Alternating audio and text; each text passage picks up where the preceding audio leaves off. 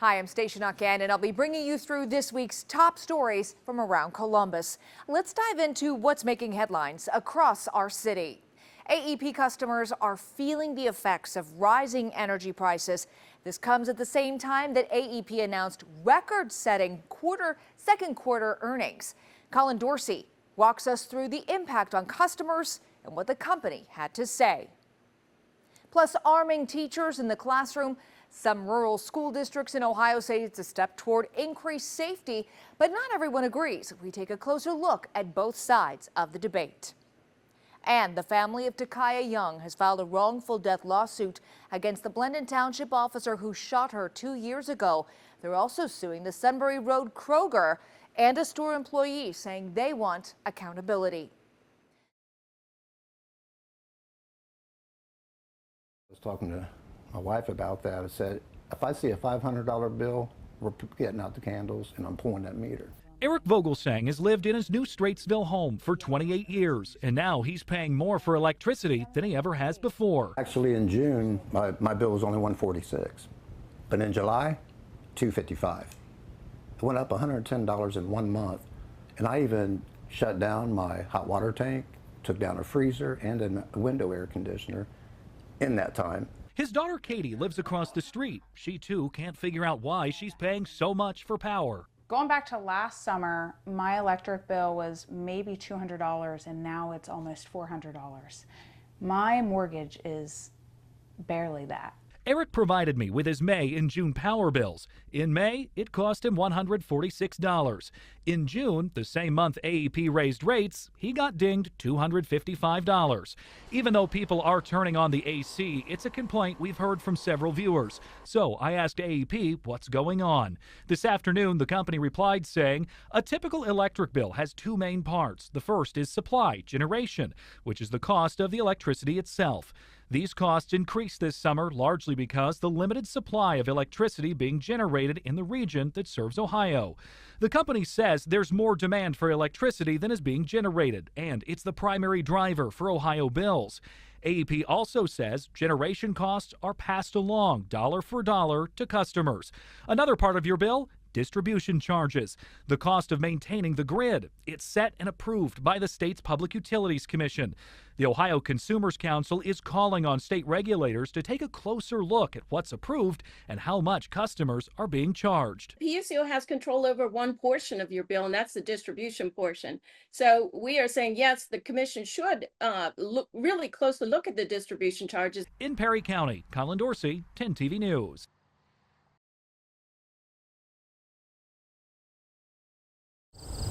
Where soybean fields meet school buildings, select staff inside the Benjamin Logan Local School District are known as the Armed Response Team.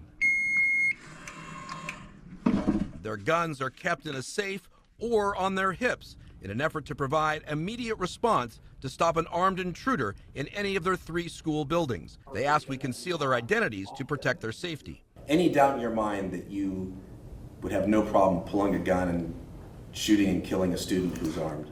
I think if someone's coming to do harm, we need to combat that harm, and I think it's our job and our responsibility to protect the students and staff. Benjamin Logan Local School District was one of the first in Ohio to create an armed response unit after the law allowed it. The school superintendent said when the district learned from the sheriff how long it would take to arrive in the event of an active shooter, he said arming teachers became a clear solution. 10 to 15 minutes is not going to even come close to putting out such a threat as an active shooter. We're talking about seconds that we need to respond as quickly as possible. The school district already has 3 armed school resource officers, yet the district still felt the need to train 17 staff to be armed. It's a team effort, and we can't just rely on SROs, and the school district just can't rely on the armed response team. The first person that the active shooter usually goes for is the person in uniform. So you talk to the SROs and they feel a lot more comfortable having a backup. Ohio law allowing school personnel to be armed passed in 2022. Back then, only 22 school districts had armed school personnel.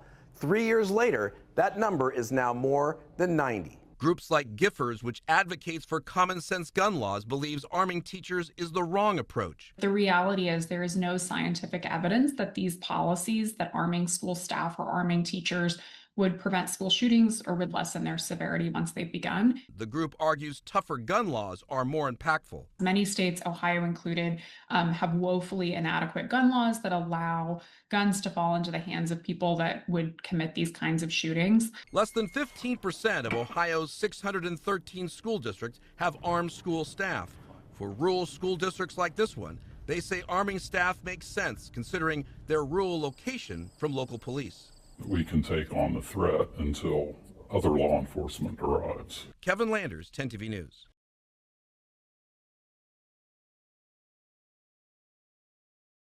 Speaking to 10 Investigates anonymously, a former client of Bosal Beauty Bar told us she's searching for answers. When you hear that as a former client, what's going through your mind? It is really shocking to me. Her questions are connected to this indictment of the company's co-owner, Lance Keeney. He's charged with several felony and misdemeanor counts, and he's accused of identity fraud and deception. A formal citation issued by the state pharmacy board earlier this week claims that Keeney used a nurse practitioner's name and provider number without her permission to prescribe weight loss drugs to himself and to others. We took those concerns directly to one of the company's medical directors, who says that's not what happened. Is that correct to your knowledge, that accusation? I believe that's false, actually. What Lance had done was ordered up medication to be used as stock at the facility. Can you help me understand how that mistake happened? So when the order's put in to have stock at your facility, like any other doctor's facility, it usually put in under the facility's name. This went in under the physician's name as well as the nurse practitioner's name, and that was all based on what the salesperson, the vendor, was doing when they were talking with Lance when they were putting in that order. So it could have been anybody, it just happened to be her? Just happened to be her. Dr. William Rothy tells 10 Investigates the company has cut ties with that particular vendor and added that it's not the first time a non-medical leader has made this kind of order. Is that a normal process there? It is. According to the citation from the state pharmacy board, other concerns were raised about how the business was storing drugs and ointments. But Dr. Rothy says those issues were resolved earlier this year, but the citation says the board could take action against them. I thought everything was resolved at this point. And Dr. Rothy added that the nurse named on that order has quit and the medication was destroyed. The medication that was brought to the facility was never administered to anybody. In Columbus, Rochelle Aline, 10 TV News. Just the disrespect and just like we're all human beings, and I really don't understand. Hannah Whitaker and her husband just moved into this neighborhood near Georgesville Road last month. What she saw when she walked out of her house this morning ruined her day. You know, come down, I'm already like running a little bit late for work, and then came down to glass all over the inside of my car. And look back and my window's broken. She says there were things in her car, but nothing was taken. He said they're looking for guns and money. It's the latest series of vehicle break-ins, a problem that's not unique to Columbus. Ohio isn't alone in its experience in an uptick of car break-ins. Dan Scroggins with AAA says the best way to avoid becoming a target is to make sure your car is empty and park inside or in a lighted area. If you are a victim, notify police and your insurance. Still, it can be a costly problem. You could be looking at upwards of $1,000 to have the window glass repaired. The windshield glass is obviously more expensive, but to replace the window glass, they've got to take the door apart and do some things that, especially if it's, you know, if it's a higher end vehicle. A problem so many are facing today. Oh my goodness, I don't know what happened. I'm so sad. It's okay. I'm okay. I'm so sad. Money in cars that could be all someone has, it's just really disgusting, honestly.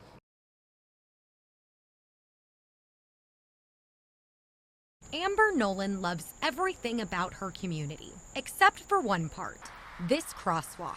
10 days ago, Amber's 11-year-old son Jay and his friend were crossing State Route 750 here at Wellington and Verona when a driver nearly hit them. They hit the button and they waited for all the cars to stop. And then the second lane, as you can see, these cars are going fast. The second lane did not stop. It turned into a close call she says could have ended much worse. He kind of like threw his scooter off, and the car then ran over his scooter, ran over his phone. There were people posting on Facebook about it saying, you know, does somebody have to get killed before they're going to do something? The Ohio Department of Transportation says there have been 5 crashes at this intersection over the past 5 years. Nolan says this crosswalk gives the illusion of safety. And she's not the only parent who's concerned. It's like a game of Frogger we're all playing here, just waiting for somebody to get hurt. And it is giving our kids false sense of security. ODOT has done an engineering review, what's called a signal warrant study at this intersection. They said that study did not justify a traffic light, but it did lead to this flashing pedestrian beacon now in place. It's been around 3-4 months now that it's been in operation. I will say this is the first time since it entered operation that our office has been made aware of any concerns. Asked about data since the pedestrian light was installed, McGuire says the system typically needs more time and data before more changes are considered. In general, around 3 years, we're trying to look at high-level data to make sure that we're identifying any trends. That timeline, Nolan says, is too long. I would say that 3-year data needs to be cut down to like 3 months. What's being done now to make sure that the crosswalk is safe? Yeah, my best recommendation would be to treat it the same way that you do defensive driving. Make sure that all the vehicles that are present on the roadway have come to a stop before you enter into that crosswalk. Nolan says that's exactly what her son did. She and other parents want ODOT to revisit the design sooner. I'm going to take this to our staff and we'll review this close call. We want to be reactive and make sure that we're working to address that. Libby Cathy, 10 TV News.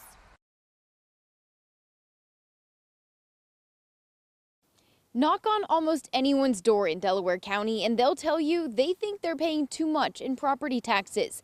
That's why Delaware County leaders say they're doing what they can to provide some relief. It's gone up over $200,000 in a matter of 8 years. And, you know, not much has changed outside of the fact of the piece of land that it's on. The value of Chris McRae's Ostrander home has increased exponentially since his family moved in 2017. And so has his property tax bill. Property taxes in 2017, I believe, were around $4,200. What are you paying now? We're paying, I actually looked that up this morning, we're paying $5,600. He's not alone, and Delaware County leaders are well aware. Since we have the opportunity to roll back some of our taxes, we've been taking advantage of that. County commissioners voted on a property tax rollback for a 4th year in a row. But since Delaware County only gets about 3% of property tax, the rollback is saving taxpayers just around 1% of their bills. The county is really trying, but we're a very small part of it. And I would encourage them to work with the school districts. School districts make up the lion's share of the property tax bill, probably 70 to 75%. County Auditor George Keitza says the state's property tax laws are outdated. We're right there with the property owners. Unfortunately, we can only do what the law allows us to do. He's working with the County Auditors Association to encourage lawmakers to pass legislation that gives relief to seniors and people on fixed income. He also wants to limit how much revenue school districts can receive when homes are reappraised. It will not reduce their taxes, but what it will do, it will prevent their taxes from increasing at the rate of property values. But as residents like McRae continue to see their bills go up, he hopes some of this talk turns to action. And it, you know, definitely presents a challenge for a lot of families. County leaders say they plan to continue looking at their expenses and they hope to continue this rollback in years to come. But ultimately, they say change will have to come from the state level. Reporting in Delaware County, Carla Rogener, 10 TV News. The Ohio Domestic Violence Network has 77 member organizations around the state that see domestic violence in all its forms. That includes the trafficking of kids for sex or labor. The reality is the vast majority of people, especially minors, are trafficked by family members. It's a familial crime. People trade their children to meet other needs, to pay their rent, to get money. That's the reality of it. When I started looking at research and rankings, Ohio is ranked 5th worst state in the country for human trafficking. And I sat back and I said, we've got to try to do something about this. What State Representative Nick Santucci and his co-sponsor, Representative Josh Williams, did was introduce House Bill 47, the Human Trafficking Prevention Act. It aims to increase the penalty for human trafficking of children under 13 and those with developmental disabilities, as well as for kidnapping and abduction. Charges would be made harsher, and the sentences would be increased to 15 or even 25 years to life in prison for the criminals caught and convicted. And we did that very intentionally, because we wanted to send a very clear signal that anybody that's in the state currently or anybody that's thinking on coming into Ohio to participate in these types of activities, you're not welcome here. Lisa DeGeeter with the Ohio Domestic Violence Network testified in committee in favor of the bill back in April. It ultimately passed unanimously in the House by a vote of 93-0. It's marvelous that the legislature takes this seriously and is working to make sure that offenders are held accountable, but we would love to see that age limit extended again so that more people can be protected. She's referring to an amendment to the bill that lowered the age of victims covered by the legislation to under 13. In the original bill, the age was up to 17 years old. DeGeeter hopes the Senate will restore the higher age. We know that the average entry into human trafficking is 11 or 12 years old. So we know that we've got 13, 14, 15-year-olds in Ohio who are experiencing this. Representative Santucci says he is open to changes in the bill, but it's now up to the Senate. He says the legislation targets a piece of a huge issue, and he plans to work on more human trafficking bills. My end game, Doug, is to get human trafficking legislation passed, period. If it helps a small population right now, that, to me, is a step in the right direction and a win for solving the problem. In Columbus, Doug Petcash, 10 TV News.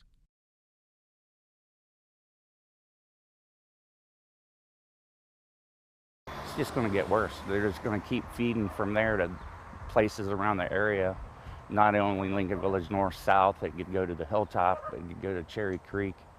So it could just keep pushing its way. I mean, for as far as I know, I mean, it could just be a hub for distribution. So Sean Milam is a lifelong Prairie Township resident and says the new Rome Motel has been a problem for years. You're getting all these drugs and all these people coming out of there, and I mean, I think last week we got an alert that they got over $26,000 in cash when 2 females were pulled over. Since January of 2024, the Franklin County Sheriff's Office has been called to this motel 80 times, and the Prairie Township Fire Department has been called here 42 times since 2023. We love ethical businesses in the community. However, the new Rome Motel has quite honestly operated like a crime scene with a front desk for a number of years. We, with our relationship with the prosecutor's office, have really made a concerted effort to end the call, I guess, end the recipe that's calling the calls for service and focus on the crime that's coming out of this building. So what's going on in here? How dangerous is having this property here for the neighbors? So we're talking about quality of life. So the members of the community, they want a safe place for their kids to, walk to school, to be able to ride their bikes. And this business at this present time doesn't allow that for the immediate neighbors. The Franklin County Prosecutor's Office has tried to work with the owners about adding security and making safety changes, but those changes did not happen. The Franklin County Prosecutor's Office filed a lawsuit last month. This is supposed to be our neighborhood, and we just want property owners to take care of their properties, be a part of the community. You have kids who are going to school. You have folks who are coming out of the hospital just next door who don't want to have to walk by a property that feels unsafe. Milam is relieved somebody is finally taking action to make the area safer. Yes. I would like to see it tore down and something more valuable to the township be put in there.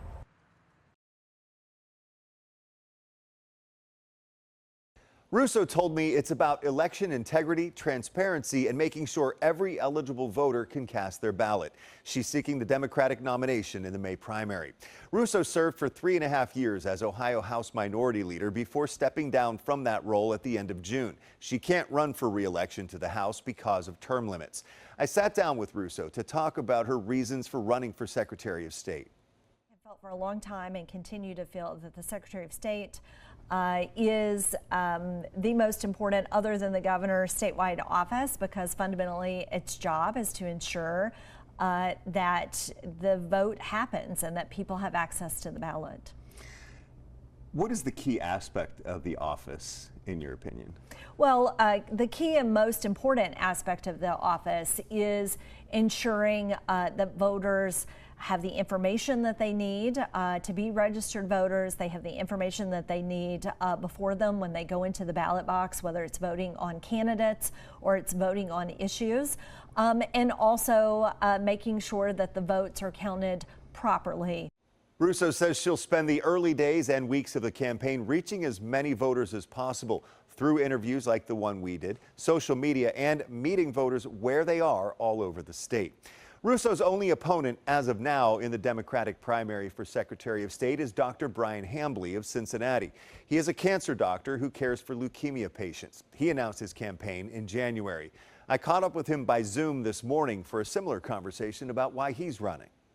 I'm running for Secretary of State to make our elections more honest and fair, and I do not believe that's a partisan position in the state of Ohio. What is the key aspect of the office that you'll be focusing on? There are 3 key roles of the Secretary of State's office. Number 1, Secretary of State needs to draw fair districts when we go to vote for Congress people or state representative. Number 2, the Secretary of State controls ballot language, what you read when you're voting on a constitutional amendment in Ohio. And unfortunately, we've seen a Secretary of State currently use dishonest and confusing ballot language to get his own way. The 3rd key role of the Secretary of State is to make sure that it's easy and fair for every Ohio citizen to vote. To hear more from both Russo and Hambly, join me Sunday morning at 11:30 for Face the State right here on 10 TV.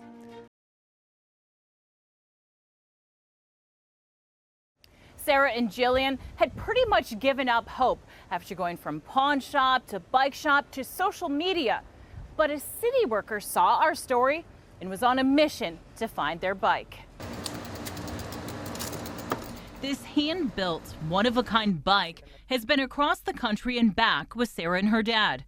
It was hanging on a rack in Sarah and Jillian's garage when it was stolen. Its value more sentimental than monetary. I was coming to terms with the fact that I was probably never going to see the bike again. Disappointed, they went on vacation planning on what they were going to do without that bike. Little did they know, they had someone keeping a watchful eye. A man who actually works for the city and saw your story. Thank you. I did. I saw it on Twitter, actually. And I clicked on it. I saw that it was in reference to German Village, which is one of the areas that I work. Matt Calais is a vehicle impound specialist for the city and covers the German Village area. And I actually took a screenshot of the bike and thought, you know, I'm out here every day. I might as well, you know, keep an eye out for the bike. It wasn't long until Matt spotted something familiar. Took a picture of the bike, you know, compared it to the screenshot I'd taken, and I stopped and talked with him. He told me that he had gotten the bike from somebody. Unwilling to hand it over right away, Matt offered the man cash out of his own pocket. And I'm, you know, just telling him, like, hey, do the right thing. You know, the lady, she really wants her bike back. And at that point, I offered to buy the bike from him. He said that he would take $20 for the bike. The man gave Matt the bike, and Matt was able to reunite it to Sarah. So what does it mean to you to have the bike back? It's incredible. I'm really having a hard time believing it. You were in tears. I was. You were in tears. I was in tears. I was really excited. They tried to give Matt the reward they had offered, but he refused. And I thanked him profusely, asked him what we could do. He doesn't want the reward, but we're faced with friends now. That's going way above and beyond. Yeah, I thought it would be the right thing to do, and you know, if I had something that was like a prized possession. I would hope that other people would do the same. Sarah and Jillian tell me they want to continue the goodwill. They're planning on donating that reward money to a group that donates bikes. In German Village, Lacey Crisp, 10 TV News.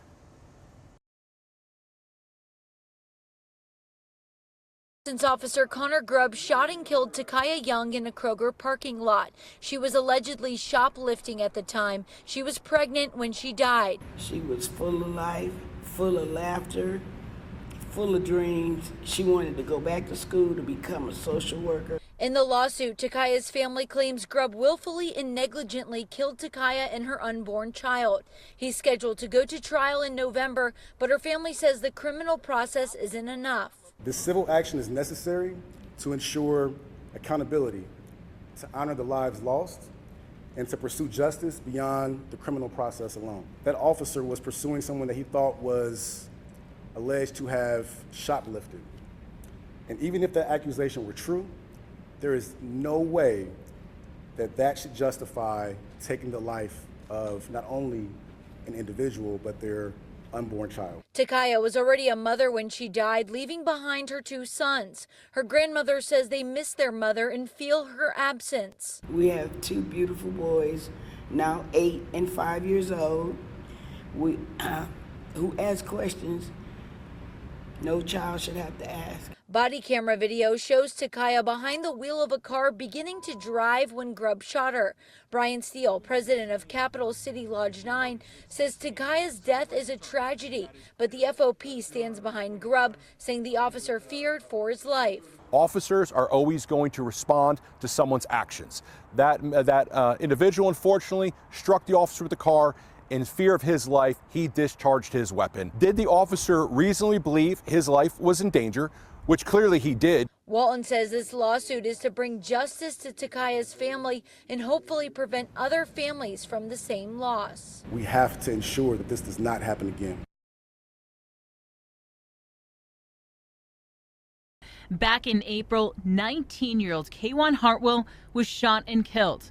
Columbus police say they found him on the street. Now, 2 15-year-olds have been charged with his death. It is an allegation of murder and aggravated robbery. In court, the prosecutor's office asked for the teen, who was 14 at the time of the shooting, to be charged as an adult. The juvenile and 2 other associates had a dispute with the alleged victim over property, which resulted in the shooting and death of that alleged victim. So far this year, there have been 48 homicides in the city of Columbus, and 63% of the suspects are 21 years and younger. Compare that to last year, when at this time there were 70 homicides and 49% of the suspects were 21 and younger. This is our opportunity to know that the work is not done, right? Even though homicides are down. And that tends to allow us to kind of say, oh, it's working. And sometimes when something works, then you pull back a bit. But seeing that shows we have to push on the gas harder and know that the resources are working. Melissa Thomas St. Clair is the founder of Mothers of Murdered Columbus Children and says her group tries to understand why there is an increase of teens involved in homicides to try to prevent it. What we do in our organization is we make sure we don't just pull numbers, we pull the actual stories behind the numbers. So I would be very interested in finding out who these children are, who their parents are, what is the background, and what is the why on the perpetration of this violence. She says ultimately, parents need to step up. So we as parents, this is where Mothers of Murdered Columbus Children, steadfast for years, have said that accountability goes to the parent. When there's a lack of parent, then you see an uptick of vital crimes in our youth. And that's when we, the village, have to step in. Teachers, we're getting ready to go back in the classroom. You have to get to know your students. That's a wrap on this week's edition of Around Columbus, your look at the stories shaping Central Ohio. Thanks for spending time with us. Stay safe, stay informed, and we'll see you next time. And don't forget, you can always get the latest updates on the go with the free 10 TV News app.